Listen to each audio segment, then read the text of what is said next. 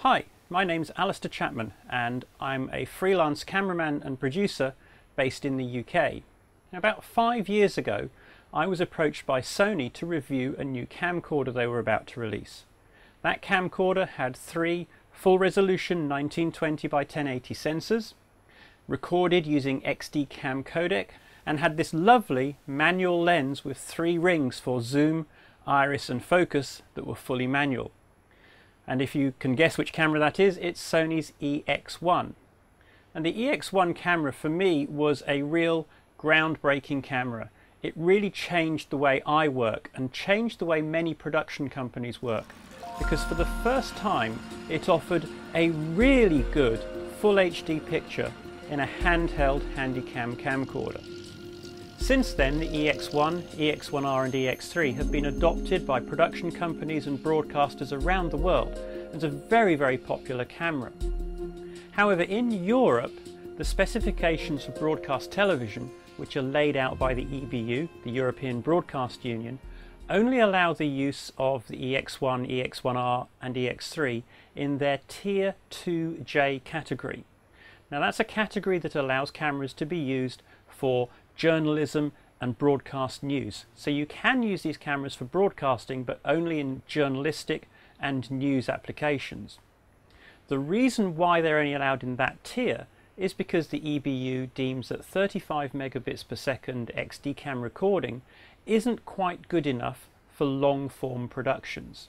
For long-form programs, the EBU requires that you use 50 megabits 422 when using MPEG 2. You could get around this with an EX1 or EX1R quite simply by adding an external recorder.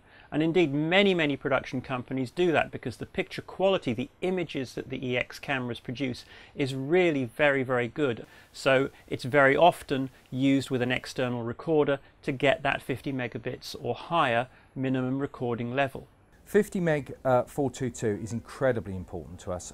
We deliver to all the major broadcasters, Channel 4, ITV, BBC, and they are demanding that as the benchmark camera acquisition and then delivery on SR, etc. But that's why it's so important to us. My ideal camera would be a handheld camera that's relatively light to use.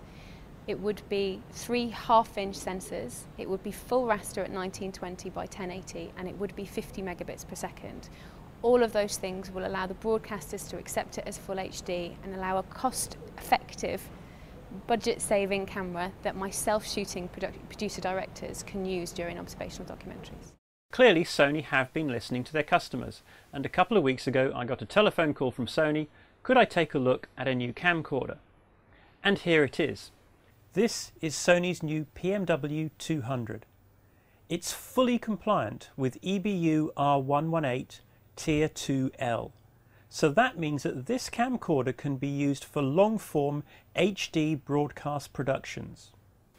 And that's because this camcorder has 3 half-inch sensors and has 50 megabits per second 422 recording. Many aspects of this camera are shared with the original EX1 and EX1R. The lens and sensor assembly is very similar. It is slightly more sensitive and it does have slightly less noise, thanks to some improvements in processing going on in the camera.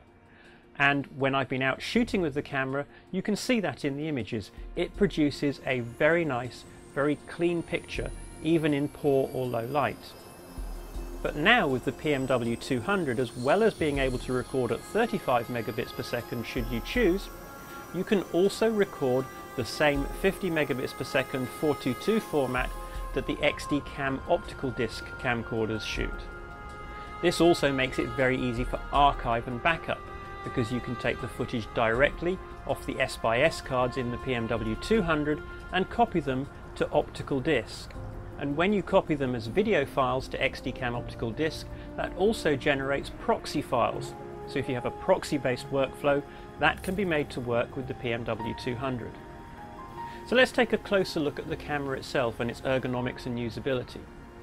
It's very similar to the EX1, so anybody that's used an EX1 or EX1R will be able to pick this camera up and use it straight away. Again, we have the 3 manual rings on the lens. Manual focus, or pull the ring forward for autofocus, manual zoom and manual iris. There's no need to have to switch from one mode to the other. You can have all three all at the same time, all in manual should you choose. If you need to, you can also have auto iris and, as I said, auto focus. So it makes it a very simple camera for journalists to use. The hand grip on the PMW-200 is different to the EX1 and EX1R. They used to have a rotating hand grip, but that meant that the hand grip was quite a way out from the side of the camera body and made the balance slightly awkward.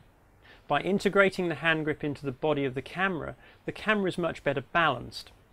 And in fact, if you put a BPU-60 battery on the back of the camera and you hold the camera in the middle of the handle, you'll see that it balances almost perfectly. This really is a nice, well-balanced camera to use and to handhold. Audio inputs and audio outputs are as you would expect. 2 XLR audio ins with phantom power should you need it, or line level should you need that. Again, this is required for the EBU specifications. For monitoring and viewing your images while you shoot, there is a flip-up LCD screen. Again, this is different from the one on the EX1, and actually I really like this one because it does mean that you can actually see the LCD screen from either side of the camcorder. So when you're shooting interviews, working in a one-man band situation, you can operate the camera from either side and still see your framing. On the side of the camera, you have switches for gain and white balance, and these are positioned in exactly the same place and way as they would be on a full-size shoulder mount camera or almost any other broadcast camera. Again, this makes it really easy for people to switch to and from this camera. You haven't really got to read the manual. It's very easy, very straightforward to use and logically laid out. Moving back just behind them is the menu button to bring up the camera's menus, and a scroll wheel that allows you to move and navigate you around those menus. And the menu system and menu structure, again, is very similar to the EX1, EX3 cameras, so it'll be very familiar to most of you. As well as the scroll wheel, you can also use the up, down, left and right arrows that are underneath the LCD screen on the top of the camera's handle to navigate through the menus. This makes it very easy to get around and change those functions that you need to change. You also have direct menu, just like the EX1. So many of the menu's functions can be accessed by scrolling around the icons on the LCD screen and selecting them directly. And this is a very fast way of working. As well as being able to record in high definition, the PMW-200 can now also record in standard definition. On the side of the camera there are buttons for zebra, peaking, full auto and assignable buttons that you can assign your favorite functions to, as well as a button for the picture profiles. Picture profiles are a really useful tool because picture profiles allow you to create an in-camera look. They also allow you to use different gamma curves. Now, a standard gamma curve like Rec 709, the normal HD video gamma curve, has a quite electronic look to it. But Sony's hypergammas, which are available in the PMW-200, have a much more natural look, a more filmic look because of the way they handle highlights and roll off overexposure much more gently. As well as the ability to change the gamma curves, you can also change the color matrix, which allows you to change the colorimetry of the camera for either a specific look or to match other cameras. You can also adjust the detail settings, which controls how sharp the image appears. I really recommend that everyone that uses these cameras plays with the picture profiles and learn how to set them up and learn about what they do, because they're a really valuable tool that can really enhance the look of your images. If you're unsure, there's plenty of resources on the internet where you can download sample picture profiles or find out exactly what the various functions do. Towards the rear of the camera, there's the audio controls. There are switches for selecting whether the audio is recorded from the internal microphone or from an external mic via the XLR connectors, as well as switches for selecting between auto and manual audio gain, and of course 2 large rotary controls for controlling that manual audio gain. On the back of the camera you have your input and output connectors, and there's plenty of choice on the PMW-200. You have HDMI out as well as HD SDI out, so plenty of monitoring options. There's also a USB port for offloading your media from the S/S cards, an iLink connector also known as Firewire, and additionally there is an AV output jack giving you composite video and audio out.